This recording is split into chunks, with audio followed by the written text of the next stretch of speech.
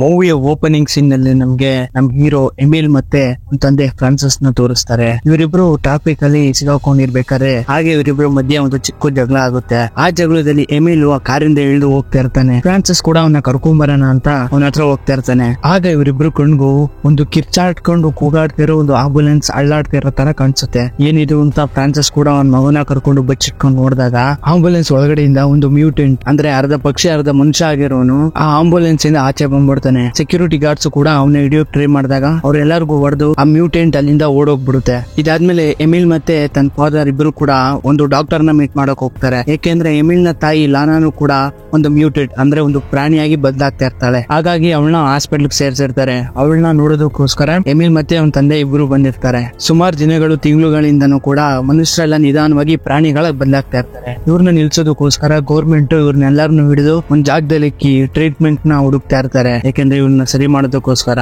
ಆದ್ರೆ ಮನುಷ್ಯರು ಈ ಮ್ಯೂಟೆಂಟ್ ಅಂದ್ರೆ ಈ ಪ್ರಾಣಿಗಳಿಂದ ದೂರ ಇರೋದಕ್ಕೆ ಇಷ್ಟ ಪಡ್ತಾ ಇರ್ತಾರೆ. ಯಾರು ಕೂಡ ಈ ಪ್ರಾಣಿಗಳ ಹತ್ರ ಹೋಗೋದಕ್ಕೆ ಇಷ್ಟ ಪಡ್ತಾ ಇರಲ್ಲ. ಯಾಕೆಂದ್ರೆ ಅವು ಬರ್ತಾ ಅಗ್ರೆಸಿವ್ ಆಗ್ತಾ ಇರುತ್ತೆ. ಅವತ್ತಿನ ನೈಟ್ ತುಂಬಾ ಜೋರಾಗಿ ಮಳೆ ಬರ್ತಾ ಇರುತ್ತೆ. ಎಮಿಲ್ ಮನೆ ಲೈಟು ಕೂಡ ಹೊಂಟೋಗ್ಬಿಟ್ಟಿರುತ್ತೆ. ಆ ಗುಡುಗು ಶಬ್ದಕ್ಕೆ ಎಮಿಲ್ ನಿದ್ದೆಯಿಂದ ಎಚ್ಚರಿಕೆ ಆಗ್ತಾನೆ. ಎಚ್ಚರಿಕೆಯಾಗಿ ತನ್ನ ರೂಮ್ ಇಂದ ಆಚೆ ಬಂದು ನೋಡಿದಾಗ ಒಂದ್ ಮ್ಯೂಟೆಂಟ್ ಇವನ್ ಮನೆ ಕಡೆನೆ ನೋಡ್ತಾ ಇರೋ ತರ ಕಾಣಿಸುತ್ತೆ. ಅದೇ ಟೈಮ್ಗೆ ಲೈಟ್ ಕೂಡ ವಾಪಸ್ ಬರುತ್ತೆ. ಇವನು ಮತ್ತೆ ಆ ಮ್ಯೂಟೆಂಟ್ ನ ನೋಡೋ ಅಷ್ಟಲ್ಲಿ ಅಲ್ಲಿ ಆ ಮ್ಯೂಟೆಂಟ್ ಇರೋದಿಲ್ಲ, ಹೊರಟೋಗ್ಬಿಟ್ಟಿರುತ್ತೆ. ಇದ್ರ ನಾಳೆ ಬೆಳಗ್ಗೆಗೆ ಎಮಿಲ್ ತಂದೆ ಫ್ರಾನ್ಸಿಸ್ಗೆ ಒಂದು ಎಮರ್ಜೆನ್ಸಿ ಫೋನ್ ಬರುತ್ತೆ. ಫ್ರಾನ್ಸಿಸ್ ಕೂಡ ತನ್ನ ಮಗನ್ ಕರ್ಕೊಂಡು ಆ ಜಾಗಕ್ಕೆ ಹೋಗ್ತಾನೆ. ಅಲ್ಲಿ ಹೋದ್ಮೇಲೆ ಗೊತ್ತಾಗುತ್ತೆ ನೆನ್ನೆ ನೈಟ್ ಬಂದಿರೋ ಮಳೆಯಿಂದ ಈ ಮ್ಯೂಟೆಂಟ್ ಗಳನ್ನ ಕರ್ಕೊಂಡ್ ಬರ್ತಾರೆ, ಗಾಡಿ ನೀರೊಳಗಡೆ ದಬಾಕೊಂಡ್ಬಿಟ್ಟಿದೆ ಅಂತ. ಆಗ ಫ್ರಾನ್ಸಿಸ್ ನೋಡ್ತಾನೆ ಒಂದು ಮ್ಯೂಟೆಂಟ್ ನೀರ್ ಮೇಲೆ ಸತ್ತೋಗಿ ತೇಲಾಡ್ತಾ ಇರೋದನ್ನ. ಇದನ್ನ ನೋಡಿ ತುಂಬಾ ಗಾಬರಿ ಹೋಗ್ಬಿಡ್ತಾನೆ. ಯಾಕೆಂದ್ರೆ ತನ್ನ ವೈಫ್ ಏನಾರ ಡೆತ್ ಆಗಿದ್ದಾಳ ಅಂತ. ಆಗ ಪೊಲೀಸ್ ಆಫೀಸರ್ ಜೂಲಿಯಾ ಹೇಳ್ತಾಳೆ ನಿನ್ನೆ ನೈಟ್ ಈ ಆಂಬುಲೆನ್ಸ್ ದಬಾಕೊಂಡಿರೋದ್ರಿಂದ ಕೆಲವು ಮ್ಯೂಟೆಂಟ್ ಗಳೆಲ್ಲ ಕಾಡೊಳಗಡೆಗೆ ಹೊರಟೋಗ್ಬಿಟ್ಟಿದೆ ಅಂತ, ಅದರಲ್ಲಿ ವೈಫ್ ಕೂಡ ಇದ್ದಾಳೆ ಅಂತ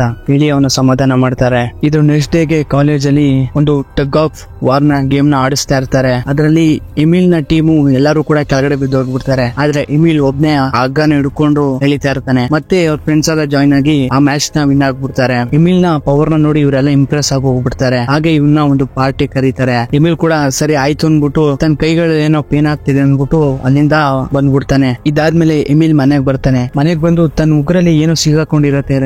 ಅದನ್ನ ತೆಗೆಯೋದಕ್ಕೋಸ್ಕರ ಎಮಿಲ್ ತುಂಬಾನೇ ಕಷ್ಟ ಪಡ್ತಾನೆ. ಹಾಗೂ ಈಗ ಮಾಡಿ ಅದನ್ನ ತೆಗೆದು ನೋಡಿದಾಗ ಅದು ಚಿಕ್ಕ ಚಿಕ್ಕ ಉಗುರುಗಳಾಗಿರುತ್ತೆ. ಇವನು ಅದನ್ನ ನೋಡಿ ಸ್ವಲ್ಪ ಎದುರುಕೋತಾನೆ. ಆಗ ಟಿ ಶರ್ಟ್ ಬಿಟ್ಸ್ ನೋಡಿದಾಗ ಗೊತ್ತಾಗುತ್ತೆ ಇವನ್ ಬಾಡಿ ಪೂರ್ತಿ ಚೇಂಜ್ ಆಗ್ತಾ ಇರುತ್ತೆ. ಇವನು ಕೂಡ ಒಬ್ಬ ಮ್ಯೂಟೆಂಟ್ ಅಂತ ಒಂದು ಪ್ರಾಣಿಯಾಗಿ ಬದಲಾಗ್ತಾ ಇರ್ತಾನೆ. ಇದನ್ನ ನೋಡಿ ತುಂಬಾನೇ ಎದುರುಕೊಂಡ್ಬಿಡ್ತಾನೆ ಎಮಿಲ್. ಈ ಕಡೆ ನಮ್ಗೆ ಫ್ರಾನ್ಸಿಸ್ ನ ತೋರಿಸ್ತಾರೆ. ಫ್ರಾನ್ಸಿಸ್ ಒಂದು ಸೂಪರ್ ಮಾರ್ಕೆಟ್ ಅಲ್ಲಿ ಅವನಿಗೆ ಬೇಕಾಗಿರೋ ಕೆಲವು ವಸ್ತುಗಳನ್ನ ತಗೋತಾ ಇರ್ತಾನೆ. ಆಗ ಅವನಿಗೆ ಜೂಲಿಯಾ ಮೀಟ್ ಆಗ್ತಾಳೆ. ಜೂಲಿಯಾ ಹತ್ರ ಹೀಗೆ ಮಾತಾಡ್ತಿರ್ಬೇಕಾದ್ರೆ ಸೂಪರ್ ಮಾರ್ಕೆಟ್ ಅಲ್ಲಿರೋ ಒಬ್ಬ ಕಸ್ಟಮರ್ ಒಂದು ಮ್ಯೂಟೆಂಟ್ ನ ನೋಡ್ಬಿಡ್ತಾನೆ. ಇದನ್ನ ನೋಡಿ ಕಿರ್ಚಾಡ್ತಾ ಇರ್ತಾನೆ. ಈ ವಿಷಯ ತಿಳ್ಕೊಂಡ ಜೂಲಿಯಾ ತನ್ನ ಪೊಲೀಸ್ ಆಫೀಸರ್ ಟೀಮ್ ನ ಕರೆದು ಆ ಸೂಪರ್ ಮಾರ್ಕೆಟ್ ನೆಲ್ಲ ಖಾಲಿ ಮಾಡಿ ಆ ಮ್ಯೂಟೆಂಟ್ ನ ಹಿಡಿಯಕ್ಕೆ ನೋಡ್ತಾ ಇರ್ತಾಳೆ. ಫ್ರಾನ್ಸಿಸ್ ಕೂಡ ಅದು ತನ್ನ ಹೆಂಡತಿ ಆಗಿರ್ಬೋದು ಅಂತ ಆ ಮ್ಯೂಟೆಂಟ್ ನ ನೋಡಕ್ ಹೋಗ್ತಾ ಇರ್ತಾನೆ. ಜೂಲಿಯಾ ಕೂಡ ಫ್ರಾನ್ಸಿಸ್ ನ ತಡಿತಾ ಇರ್ತಾಳೆ. ಆದ್ರೂ ಕೂಡ ಫ್ರಾನ್ಸಿಸ್ ಆ ಮ್ಯೂಟೆಂಟ್ ನ ನೋಡಕ್ ಹೋಗ್ತಾನೆ. ಅಲ್ಲಿ ನೋಡಿದ್ರೆ ಅದೊಂದು ಆಕ್ಟೋಪಸ್ ಮ್ಯೂಟೆಂಟ್ ಆಗಿರುತ್ತೆ. ಇವ್ರೆಲ್ಲರನ್ನು ನೋಡಿ ಆ ಮ್ಯೂಟೆಂಟ್ ತುಂಬಾ ಎದುರುಕೊಂಡು ಗಾಬರಿಯಿಂದ ಅಲ್ಲಿಂದ ಓಡೋಗೋಕೆ ಟ್ರೈ ಮಾಡ್ತಾ ಇರುತ್ತೆ. ಆದ್ರೆ ಜೂಲಿಯಾ ಅದನ್ನ ಈಸಿಯಾಗಿ ಕ್ಯಾಚ್ ಮಾಡ್ಕೊಂಡ್ಬಿಡ್ತಾಳೆ.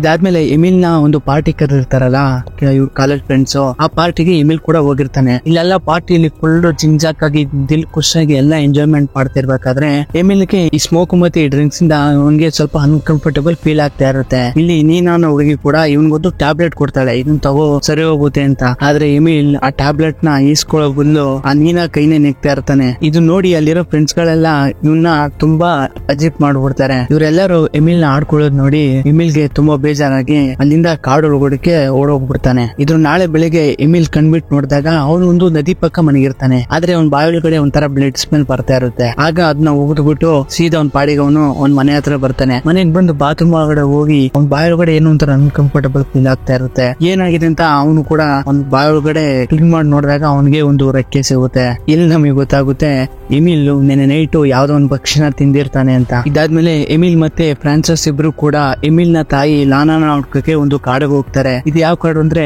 ಆಂಬುಲೆನ್ಸ್ ಆಕ್ಸಿಡೆಂಟ್ ಆಗಿ ಎಲ್ಲಾ ಮ್ಯೂಟೆಂಟ್ ಗಳು ಒಂದು ಕಾಡು ಒಳಗಡೆ ಹೊಂಟೋಗ್ತಾವಲ್ಲ ಅದೇ ಕಾಡಿದು. ಈ ಕಾಡಲ್ಲಿ ಹುಡುಕ್ತಿರ್ಬೇಕಾದ್ರೆ ಎಮಿಲ್ ತನ್ನ ತಂದೆ ಹತ್ರ ತನ್ನ ತಾಯಿ ಮ್ಯೂಟೆಂಟ್ ಆಗಿ ಬದಲಾಗ್ಬೇಕಾದ್ರೆ ಯಾವ ರೀತಿ ಬಿಹೇವಿಯರ್ ಚೇಂಜ್ ಆಗ್ತಿತ್ತು ಅಂತ ಕೇಳ್ತಾನೆ. ಆಗ ಫ್ರಾನ್ಸಿಸ್ ಹೇಳ್ತಾನೆ ನನ್ಗೆ ಯಾವ್ದೇ ರೀತಿ ಬದಲಾವಣೆ ಕಾಣ್ತಿರ್ಲಿಲ್ಲ. ನನಗಳು ಅವತ್ತು ವೈಫೆ ಇವತ್ತು ವೈಫೆ, ನಾನು ಅವಳನ್ನ ಯಾವತ್ತಿದ್ರು ಪ್ರೀತಿಸ್ತೀನಿ ಅನ್ಕೊಂಡು ಬರ್ತಾ ಇರ್ತಾನೆ. ಹೀಗೆ ಹುಡುಕ್ತಾ ಸಾಯಂಕಾಲ ಹೋಗ್ಬಿಡುತ್ತೆ. ಹಾಗೆ ಕೂಡ ಹಂಗೆ ಕತ್ಲೆ ಆಗ್ಬಿಡುತ್ತೆ. ಹಾಗೆ ಕಾರಲ್ಲಿ ಎಮಿಲ್ ತಾಯಿಗೆ ಇಷ್ಟ ಆಗೋ ಒಂದು ಸಾಂಗ್ ನ ಹಾಕೊಂಡು ಅವಳನ್ನ ಹುಡುಕ್ತಾ ಇರ್ತಾರೆ. ಹಾಗೆ ಹುಡುಕ್ತಾ ಆ ಕಾರಲ್ಲೇ ಮಲ್ಕೊಂಡ್ಬಿಡ್ತಾರೆ. ಅದ್ರ ನಾಳೆ ಬೆಳಗ್ಗೆ ಎಮಿಲ್ಗೆ ಎಚ್ಚರಿಕೆ ಆಗುತ್ತೆ. ಎಚ್ಚರಿಕೆ ಆಗಿ ತನ್ನ ಕೈಗಳನ್ನ ನೋಡ್ತಾನೆ. ನಿಧಾನವಾಗಿ ಅವ್ನ ಕೈ ಉಗುರುಗಳೆಲ್ಲ ಚೇಂಜ್ ಆಗ್ತಾ ಇರುತ್ತೆ. ಇದ್ರ ಮಧ್ಯೆ ಎಮಿಲ್ ಡಾಗ್ ಒಂದು ಕಾಡು ಒಳಗಡೆ ಓಡೋಗ್ಬಿಡುತ್ತೆ. ಆ ಡಾಗ್ ನ ಫಾಲೋ ಮಾಡ್ಕೊಂಡು ಎಮಿಲ್ ಅದ್ರ ಹಿಂದೆ ಹೋಗ್ತಾ ಇರ್ತಾನೆ. ಆಗ ಇವನ್ಗೆ ಅದೇ ಸ್ಟಾರ್ಟಿಂಗ್ ಅಲ್ಲಿ ಒಂದು ಆಂಬುಲೆನ್ಸ್ ಇಂದ ಒಂದು ಬರ್ಡ್ ಅಟ್ಯಾಕ್ ಮಾಡಿ ಅಲ್ಲಿಂದ ಓಡೋಗ್ಬಿಡ್ತಲ್ಲ, ಆ ಬರ್ಡ್ ಎಮಿಲ್ ಮೇಲೆ ಅಟ್ಯಾಕ್ ಮಾಡುತ್ತೆ. ಅಟ್ಯಾಕ್ ಮಾಡಿ ಅವನ ಶೋಲ್ಡರ್ ಹತ್ರ ತನ್ನ ಉಗುರುಗಳಿಂದ ಗಾಯ ಮಾಡ್ಬಿಡುತ್ತೆ.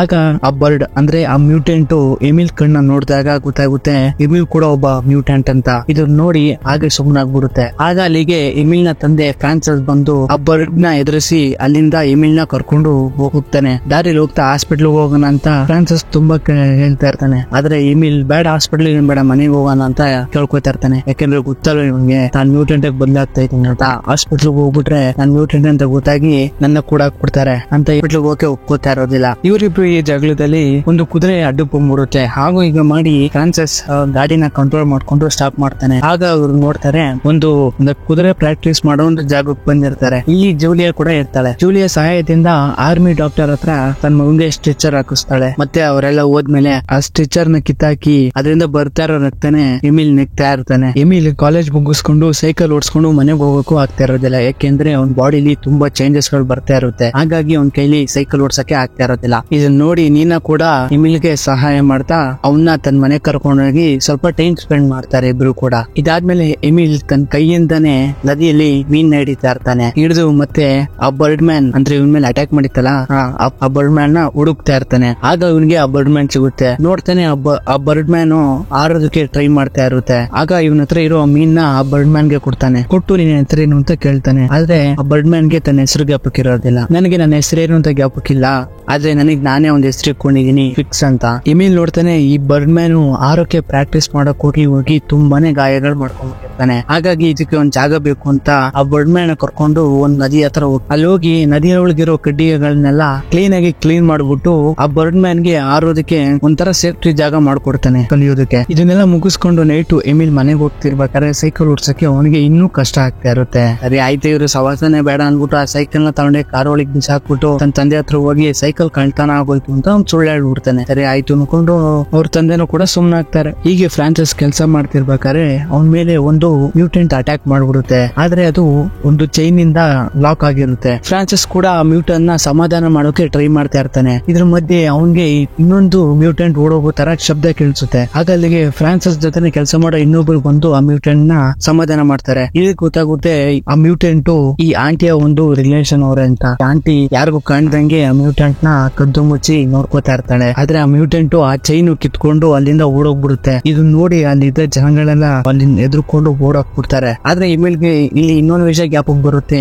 ಅವಾಗ್ಲೇ ಓಡೋಗಿದ್ದು ತನ್ನ ಹೆಂಡತಿನೇ ಇರ್ಬೇಕು ಅಂತ ಅದನ್ನ ಫಾಲೋ ಮಾಡ್ಕೊಂಡು ಅದ್ರ ಹಿಂದೆ ಓಡೋಗ್ಬಿಡ್ತಾನೆ. ಓಡೋಗ್ತಾ ಅವನಿಗೆ ಅವ್ನ ಹೆಂಡತಿ ಸಿಗ್ತಾಳೆ. ಆದ್ರೆ ಫ್ರಾನ್ಸಿಸ್ ನೋಡ್ತಾನೆ ತನ್ನ ಹೆಂಡತಿ ಪೂರ್ತಿ ಒಂದು ಕರಡಿಯಾಗಿ ಬದಲಾಗಿ ಹೋಗ್ಬಿಟ್ಟಿರ್ತಾಳೆ. ನೆಕ್ಸ್ಟ್ ಸೀನ್ ಅಲ್ಲೇ ಎಮಿಲ್ ಕಾಲೇಜ್ ನ ಮುಗಿಸ್ಕೊಂಡು ಫಿಕ್ಸ್ ನ ಮೀಟ್ ಮಾಡೋದಕ್ಕೋಸ್ಕರ ಹೋಗ್ತಾನೆ. ಫಿಕ್ಸ್ ಗೆ ತುಂಬಾ ಗಾಯಗಳಾಗಿರುತ್ತಲ್ಲ, ಹಾಗಾಗಿ ಆ ಗಾಯಕ್ಕೆ ಔಷಧಿನ ಹಾಕಿ ಟ್ರೀಟ್ಮೆಂಟ್ ಮಾಡ್ತಾ ಇರ್ತಾನೆ. ಅವತ್ತಿನ night Francis Julia police officer ನ ಹೆಲ್ಪ್ ತಗೊಂಡು ತನ್ನ ವೈಫ್ ನ ಹುಡುಕೋಕೆ ಹೋಗ್ತಾನೆ. ಆ ಕಾಡಲ್ಲಿ ತನ್ನ ವೈಫ್ ನ ಹುಡುಕ್ತಿರ್ಬೇಕಾದ್ರೆ ಇವನಿಗೆ ಎಮಿಲ್ ನ ಸೈಕಲ್ ಸಿಕ್ಬಿಡುತ್ತೆ. ಆ ಸೈಕಲ್ ನ ತಗೊಂಡು ಮನೆಗ್ ಬರ್ತಾನೆ. ಮನೆಗ್ ಬಂದು ಬಾತ್ರೂಮ್ ಅಲ್ಲಿ ಅವನ ಹ್ಯಾಂಡ್ ನ ವಾಶ್ ಮಾಡ್ತಿರ್ಬೇಕಾದ್ರೆ ಆ ಸಿಂಕ್ ಅಲ್ಲಿ ನೀರೆಲ್ಲ ನಿಂತ್ಕೊಳ್ಳುತ್ತೆ.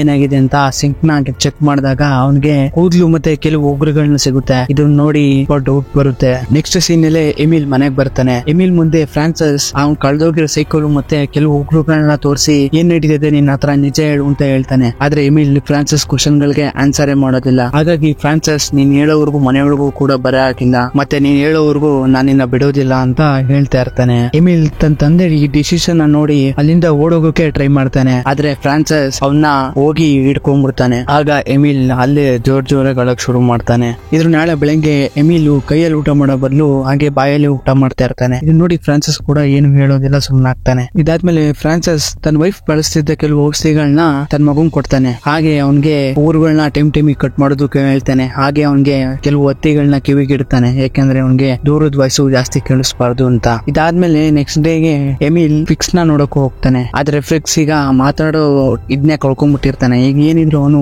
ಪಕ್ಷಿಗಳಾಗಿ ಮಾತಾಡ್ತಾ ಇರ್ತಾನೆ. ಇದನ್ನ ನೋಡಿ ಎಮಿಲ್ಗೆ ಸ್ವಲ್ಪ ಬೇಜಾರಾಗುತ್ತೆ. ಮತ್ತೆ ಫ್ಲಿಕ್ಸ್ ಆರೋದ್ನ ಕಲ್ತ್ಕೊಂಡ್ಬಿಟ್ಟಿರ್ತಾನೆ. ಆರೋದ್ನ ಎಮಿಲ್ಗೆ ತೋರಿಸ್ತಾನೆ. ಎಮಿಲ್ ಕೂಡ ತುಂಬಾ ಖುಷಿ ಆಗ್ತಾನೆ ಫ್ಲಿಕ್ಸ್ ನ ಆರೋದನ್ನ ನೋಡಿ. ಎಮಿಲು ತನ್ನ ತಂದೆ ಕೆಲಸ ಮಾಡೋ ಕ್ಯಾಂಟ್ರಿನ್ ಹತ್ರ ಹೋಗ್ತಾನೆ. ಎಮಿಲ್ ನ ನೋಡಿ ತುಂಬಾ ಎಮಿಲ್ಗೆ ಬೈತಾನೆ. ನಾನು ಹಿಂಗೆ ಜಾಸ್ತಿ ಹೊರಗಡೆ ಓಡಾಡ್ಬೇಡ ಅಂತ ಹೇಳಿರ್ತಾನೆ, ಏನ್ ತುಕ್ ಬಂದೆ ಇಲ್ಲಿಗೆ ಅಂತ ಬೈತಾ ಇರ್ತಾನೆ. ಹಾಗೆ ಇವರಿಬ್ರು ಮಧ್ಯೆ ಹಾಗೆ ಜಗಳ ಸ್ಟಾರ್ಟ್ ಆಗಿ ಹೋಗ್ಬಿಡುತ್ತೆ. ಎಮಿಲು ತನ್ನ ತಂದೆ ಭುಜದ ಮೇಲೆ ಕಚ್ಬಿಡ್ತಾನೆ. ಆಗ ಫ್ರಾನ್ಸ್ ಅವನ್ಗೆ ಹೊಡೆದು ಆಗೋ ಈಗ ಸಮಾಧಾನ ಮಾಡಿ ಇಲ್ಲಿಂದ ಹೋಗಕ್ ಹೇಳ್ತಾನೆ. ಎಮಿಲ್ ಕೂಡ ಬೇಜಾರ್ ಮಾಡ್ಕೊಂಡು ಆಚೆಗಡೆ ಬರ್ತಾ ಇರ್ತಾನೆ. ಆಗ ಇವನ್ಗೆ ನೀನಾ ಮೀಟ್ ಆಗ್ತಾಳೆ. ನೀನಾ ಇವನ್ನ ಹಾಗೆ ಒಂದು ವಾಕ್ಗೆ ಕರ್ಕೊಂಡು ಹೋಗ್ತಾಳೆ. ಹಾಗೆ ಇವರಿಬ್ರು ಮಾತಾಡ್ಕೊಂಡು ಹಾಗೆ ಹೋಗ್ತಾ ಇರ್ಬೇಕಾದ್ರೆ ಇವರಿಬ್ರಿಗೂ ಒಬ್ರಿಗೊಬ್ರು ಅಟ್ರಾಕ್ಟ್ ಆಗಿ ಅಲ್ಲೇ ಇಬ್ರು ಕೂಡ ಇಂಟಿಮೇಟ್ ಆಗ್ತಾ ಇರ್ತಾರೆ. ನೀನಾಗೆ ಎಮಿಲ್ ಒಬ್ಬ ಮ್ಯೂಟೆಂಟ್ ಅಂತ ಗೊತ್ತಿದ್ರು ಕೂಡ ಸುಮ್ಮನಾಗ್ತಾಳೆ. ಇದೆಲ್ಲ ಆದ್ಮೇಲೆ ಎಮಿಲ್ ಬಾತ್ರೂಮ್ ಅಲ್ಲಿ ಹ್ಯಾಂಡ್ ವಾಶ್ ಮಾಡ್ಕೋತಾ ಇರ್ತಾನೆ. ಆಗ ಫ್ರೆಂಡ್ ಬಂದು ನೀನೊಬ್ಬ ಮ್ಯೂಟೆಂಟ್ ಅಂತ ನನಗೆ ಗೊತ್ತು ಅಂತ ಹೇಳ್ಬಿಟ್ಟು ಅವನ ಹತ್ರ ಒಂದು ಡಿವೈಸ್ ನ ಆನ್ ಮಾಡ್ಬಿಡ್ತಾನೆ. ಈ ಡಿವೈಸ್ ಏನ್ ಕೆಲಸ ಮಾಡುತ್ತಪ್ಪ ಅಂದ್ರೆ ಇದು ಒಂಥರ ಫ್ರೀಕ್ವೆನ್ಸಿನ ರಿಡ್ಯೂಸ್ ಮಾಡುತ್ತೆ. ಆ ಫ್ರೀಕ್ವೆನ್ಸಿ ಪ್ರಾಣಿ ಪಕ್ಷಿಗಳಿಗೆ ತುಂಬಾ ಇರಿಟೇಟಿಂಗ್ ಆಗಿರುತ್ತೆ. ಇದನ್ನ ಕೇಳ್ತಿದ್ದಂಗೆ ಎಮಿಲ್ಗೆ ಒಂಥರ ಫುಲ್ ಕೋಪ ಬಂದು ಒಂದು ಬಿಡ್ತಾ ನೋಡ ಹುಡುಗಗೆ ಕೆನ್ನೆ ಹಾಗೆ ಕುಯ್ಕೊಂಡ್ಬಿಟ್ಟಿರುತ್ತೆ. ಮತ್ತೆ ಅಲ್ಲಿರೋ ಎಲ್ಲರಿಗೂ ಗೊತ್ತಾಗ್ಬಿಡುತ್ತೆ ಇಲ್ಲೊಂದು ಮ್ಯೂಟೆಂಟ್ ಇದೆ ಅಂತ. ಮತ್ತೆ ಎಲ್ಲರೂ ಕೂಡ ಆ ಮ್ಯೂಟೆಂಟ್ ನ ಸಾಯಿಸೋದಕ್ಕೋಸ್ಕರ ಗನ್ಗಳನ್ನ ತಗೊಂಡು ಆ ಮ್ಯೂಟೆಂಟ್ ನ ಹುಡುಕ್ತಾ ಇರ್ತಾರೆ. ಎಮಿಲ್ ಎದುರುಕೊಂಡು ಒಂದು ಜೋಳದ ಗದ್ದೆ ಒಳಗಡೆ ಹೊಂಟೋಗ್ತಾನೆ. ಅಲ್ಲಿ ಒಂದ್ ನಾಯಿ ಇವನ್ನ ನೋಡ್ಬಿಡುತ್ತೆ. ಆ ನಾಯಿನ ಎಮಿಲ್ ಎದುರಿಸಿ ಓಡ್ತಾನೆ. ಅಲ್ಲಿರೋ ವ್ಯಕ್ತಿಗಳು ಕೂಡ ಆ ನಾಯಿನ ನೋಡ್ಕೊಂಡು ಬೇರೆ ಕಡೆ ಶೂಟ್ ಮಾಡಿದ ತಕ್ಷಣ ಅಲ್ಲಿ ಎಮಿಲ್ ಅಲ್ಲಿಂದ ಓಡಕ್ ಶುರು ಮಾಡ್ತಾನೆ. ಹಾಗೆ ಓಡ್ತಾ ತುಂಬಾ ಸ್ಪೀಡ್ ಆಗಿ ಓಡ್ತಾ ಇರ್ತಾನೆ. ಇನ್ನೊಬ್ಬ ಎಮಿಲ್ ನ ಶೂಟ್ ಮಾಡ್ಬೇಕು ಅನ್ನೋಷ್ಟಲ್ಲಿ ಅಲ್ಲಿಗೆ ಫ್ಲಿಕ್ಸ್ ಬಂದು ಅವನ್ನ ಎತ್ಕೊಂಡು ಅಲ್ಲೇ ಸಾಯಿಸ್ಬಿಡುತ್ತೆ. ಫ್ಲಿಕ್ಸ್ ಇವನಿಗೆ ದಾರಿ ತೋರಿಸ್ತಾ ಇವನ್ನ ಕಾಡೊಳಗಡೆ ಕರ್ಕೊಂಡು ಹೋಗುತ್ತೆ. ಎಮಿಲ್ ನ ಪೊಲೀಸ್ ಆಫೀಸರ್ ಆಟ ಆಡಿಸ್ತಾ ಇರ್ತಾರೆ. ಅವರಿಂದ ತಪ್ಪಿಸ್ಕೊಳ್ಳೋದಕ್ಕೋಸ್ಕರ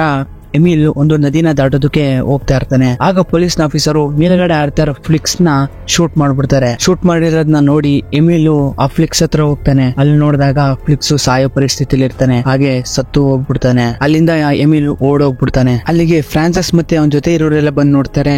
ಅಲ್ಲಿ ಫ್ಲಿಕ್ಸ್ ಮಾತ್ರ ಇರ್ತಾನೆ. ಆದ್ರೆ ಎಮಿಲ್ ಸಿಗೋದಿಲ್ಲ. ಈ ಕಡೆ ಎಮಿಲ್ ಓಡ್ತಾ ತುಂಬಾ ದೂರ ಬಂದ್ಬಿಟ್ಟಿರ್ತಾನೆ. ಹಾಗೆ ಮಳೆ ಕೂಡ ಬರ್ತಾ ಇರುತ್ತೆ. ಹಾಗೆ ಒಂದು ಗುಹೆ ಒಳಗಡೆ ಔಚಿಕೊಂಡ್ ಕೂತಿರ್ತಾನೆ. ಆಗ ನೋಡ್ತಾನೆ ಇವನ ಹತ್ರನೇ ಬರ್ತಾರೆ ಒಂದು ಕರಡಿ ಬರ್ತಾ ಇರುತ್ತೆ. ಅದು ನೋಡ್ತಾನೆ ಗೊತ್ತಾಗೋಗ್ಬಿಡುತ್ತೆ ಇದು ಎಮಿಲ್ ನ ತಾಯಿ ನಾನಾ ಅಂತಾನೆ. ತನ್ನ ತಾಯಿನ ನೋಡಿ ಎಮಿಲ್ ತುಂಬಾನೇ ಫೀಲ್ ಮಾಡ್ಕೋತಾ ಹಾಗೆ ತಪ್ಕೋತಾನೆ. ಎಮಿಲ್ ನ ತಾಯಿ ಅವನ್ನ ಕರ್ಕೊಂಡು ಒಂದ್ ಜಾಗಕ್ಕೆ ಹೋಗ್ತಾಳೆ. ಅಲ್ಲಿ ನೋಡಿದ್ರೆ ಎಲ್ಲಾ ಮ್ಯೂಟೆಂಟ್ಸ್ ಗಳು ಒಂದೇ ಜಾಗದಲ್ಲಿ ಇರುತ್ತೆ. ಅಲ್ಲಿ ನೋಡ್ತಿದ್ದಂಗೆ ಅಲ್ಲೊಂದು ಫೈರ್ ಶಾಟ್ ಬಂದ್ ಬಿಡುತ್ತೆ. ಏನಾಗಿದೆ ಅಂತ ನೋಡಿದ್ರೆ ಪೊಲೀಸ್ ನ ಪೂರ್ತಿ ಆ ಜಾಗ ಪೂರ್ತಿ ಕವರ್ ಮಾಡ್ಕೊಂಡ್ಬಿಟ್ಟಿರ್ತಾರೆ. ಮತ್ತೆ ಅದೇ ಒಂದು ಸೌಂಡ್ ನ ಯೂಸ್ ಮಾಡ್ಕೊಂಡು ಅಲ್ಲಿರೋ ಎಲ್ಲಾ ಮ್ಯೂಟೆಂಟ್ ಗಳನ್ನ ಹಿಡಿದಾಕೊಂಡ್ಬಿಡ್ತಾರೆ. ಹಾಗೆ ಎಮಿಲ್ ನ ಕೂಡ ಕರ್ಕೊಂಡು ಹೋಗ್ತಾರೆ. ಆದ್ರೆ ಎಮಿಲ್ ನೆಶೆಲಿ ಅಲ್ಲಿಗೆ ಹೋಗಿದ್ದ ಅನ್ಬಿಟ್ಟು ಅವನು ಯಾವುದೇ ಮ್ಯೂಟೆಂಟ್ ಅಲ್ಲ ಅಂದ್ಬಿಟ್ಟು ಒಂದು ಕಾಂಟ್ರಾಕ್ಟ್ ಗೆ ಸೈನ್ ಮಾಡೋಕೆ ಹೇಳ್ತಾರೆ. ಆದ್ರೆ ಎಮಿಲ್ ಎಷ್ಟು ಬದಲಾಗಿದೆ ಅಂದ್ರೆ ಅವನಿಗೆ ಒಂದು ಪೆನ್ನು ಕೂಡ ಹಿಡ್ಕೊಳಕ್ ಆಗದಿರೋಷ್ಟು ಫುಲ್ ಬದಲಾಗಿ ಹೋಗ್ಬಿಟ್ಟಿರುತ್ತಾನೆ. ಆ ಕಾಂಟ್ರಾಕ್ಟ್ ಮೇಲೆ ಸೈನ್ ಮಾಡೋಕೆ ಆಗ್ತಾನೆ ಇರೋದಿಲ್ಲ. ಆ ಪೇಜ್ ಅರ್ಧ ಹೋಗ್ಬಿಡುತ್ತೆ. ಮತ್ತೆ ಆ ಪೊಲೀಸ್ ಆಫೀಸರ್ ಇನ್ನೊಂದು ಕಾಂಟ್ರಾಕ್ಟ್ ನ ಕೊಡೋಕ್ ಹೋದಾಗ ಅವನ ಮೇಲೆ ಒಂಥರ ಪ್ರಾಣಿ ಸೌಂಡ್ ತಗೊಂಡ್ ಕಿರ್ಚಾಡ್ತಾನೆ. ಇದು ನೋಡಿ ಇವನು ಮ್ಯೂಟೆಂಟ್ ಆಗಿರ್ಬೋದು ಅಂತ ಪೊಲೀಸ್ ಅವನ್ನ ಲಾಕ್ ಮಾಡೋ ಅಷ್ಟರಲ್ಲಿ ಎಮಿಲ್ ನ ಫಾದರ್ ಆ ಪೊಲೀಸ್ ಆಫೀಸರ್ ನ ತೆಳ್ಳಿ ಜ್ಞಾನ ತಪ್ಪಿಸಿ ಎಮಿಲ್ ನ ಕಾಂಟ್ರಾಕ್ಟ್ ಅವನೇ ಸೈನ್ ಮಾಡ್ಕೊಂಡು ಅಲ್ಲಿಂದ ಕರ್ಕೊಂಡು ಹೋಗ್ಬಿಡ್ತಾನೆ. ಹೀಗೆ ರಸ್ತೆಯಲ್ಲಿ ಕಾರಲ್ಲಿ ಹೋಗ್ತಿರ್ಬೇಕಾದ್ರೆ ಪೊಲೀಸ್ನವರು ಹಿಂದೆ ಬೀಳ್ತಿರೋದನ್ನ ಫ್ರಾನ್ಸಿಸ್ ನೋಡ್ಬಿಡ್ತಾನೆ. ಆಗ ಎಮಿಲ್ಗೆ ಹೇಳ್ತಾ ನೀ ತಲೆ ಕೆಡ್ಸ್ಕೊಂಬೇಡ, ಇನ್ನ ಯಾವುದೇ ಕಾರಣಕ್ಕೂ ಈ ಪೊಲೀಸ್ನವ್ರಿಗೆ ಒಪ್ಸಲ್ಲ ಅನ್ಬಿಟ್ಟು ಗಾಡಿನ ಸ್ಪೀಡಾಗಿ ಓಡಿಸ್ತಾ ಜಂಗಲ್ ಸೈಡ್ ಗೆ ತಿರ್ಸ್ಬಿಡ್ತಾನೆ ಕಾರ್ನ. ಎಮಿಲ್ ನ ಕಾಡ್ಗೆ ಕರ್ಕೊಂಡೋಗಿ ನೀನ್ ಇಲ್ಲಿ ಇರ್ಬೇಡ, ಇಲ್ಲಿದ್ರೆ ನಿನ್ನ ಕೂಡ ಕೊಡ್ತಾರೆ, ಇದ್ರ ಬದಲು ನೀನ್ ಫ್ರೀ ಆಗತ್ತ ಕಾಡೊಳಗಡೆ ಆರಾಮ ಓಡಾಡ್ಕೊಂಡಿರು ಅಂದ್ಬಿಟ್ಟು ಅವನ್ನ ಕಳಿಸ್ಬಿಡ್ತಾನೆ. ಎಮಿಲ್ ಕೂಡ ಅಲ್ಲಿಂದ ಓಡೋಗ್ತಾನೆ. ಇಲ್ಲಿಗೆ ಈ ಮೂವಿ ಮುಗಿಯುತ್ತೆ. ಹೇಗಿತ್ತು ಮೂವಿ? ಇಷ್ಟ ಆಯ್ತಾ? ಇಷ್ಟ ಆದ್ರೆ ಒಂದು ಲೈಕ್ ಮಾಡಿ, ಇಷ್ಟ ಆಗಿಲ್ಲ ಅಂದ್ರೆ ಡಿಸ್ಲೈಕ್ ಮಾಡಿ, ಪರವಾಗಿಲ್ಲ. ಮುಂದಿನ ಸಲ ನಿಮ್ಗೆ ಇಷ್ಟ ಆಗೋ ತರನೇ ಇನ್ನೊಂದು ಮೂವಿ ಜೊತೆ ಬರ್ತೀನಿ. ಅದಕ್ಕೋಸ್ಕರ ನೀವು ಮಾಡ್ಬೇಕಾಗಿರೋದಿಷ್ಟೇ, ಈ ಚಾನೆಲ್ ನ ಸಬ್ಸ್ಕ್ರೈಬ್ ಮಾಡಿಕೊಂಡಿರಿ. ಸರಿ ಆಯ್ತು, ಮುಂದಿನ ವಿಡಿಯೋ ಜೊತೆ ನಿಮ್ಮನ್ನ ಎಂಟರ್ಟೈನ್ ಮಾಡೋಕೆ ಮತ್ತೆ ಬರ್ತೀನಿ. ಅಲ್ಲಿವರೆಗೂ take care, love you all.